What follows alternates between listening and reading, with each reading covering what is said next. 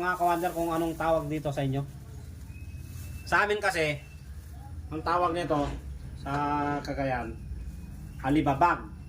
Tsaka sari-saring gulay. Yan ang aking nabili ngayon. Ito yung lulutuin namin ngayon hapon.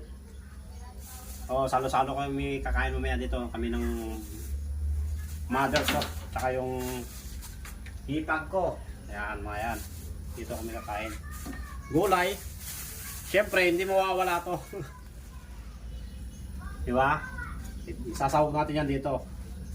Yan. Wala akong ilalagay na karne o ano, wala akong isasawag dyan na karne.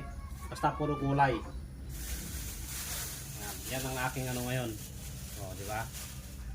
Ito, comment nga kayo mga kawander kung anong tawag dito sa inyo.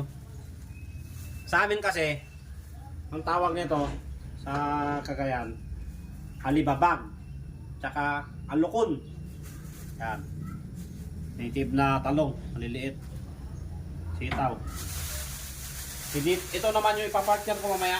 Mag-iihaw tayo ng bangus. Bili ako ng 3 bangus. Iihawin ko ngayon. Yan o mga kawander.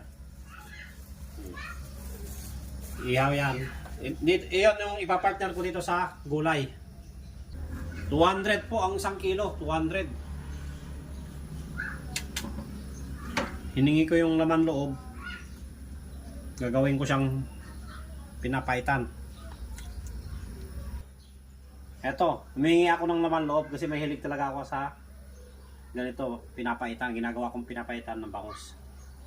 O, di ba? Kaya mga kawander, abangan nyo mamaya paano ko siya lulutuin. Ang dami yan. Meron pa kaming isasahog mamaya doon sa tinanim namin Wonder Catty doon sa paso. Kunin namin yung okra tsaka yung ampalaya. Baka maunahan pa ako.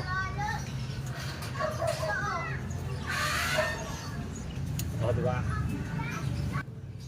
Tsaka Okra. yung Ito, okra. okra. Baka maunahan pa tayo ng kapitbahay. Tuwing ano kasi, napapadaan sila. Hinihingi na nila.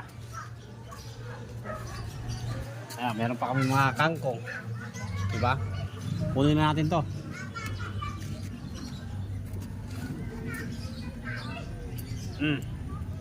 O yung sili abangan. Oh, may sili pa ako. Siyempre, hindi mawawala yung favorite ko na pangkilaw. Nung nakaraang video ko, ang kinilaw ko, ano yung kinilaw? Bangus.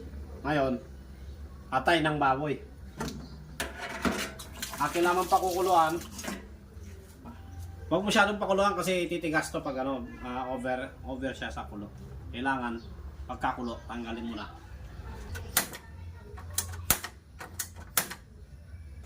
Pinakuluan ko lang siya. Oh, di ba? Asin.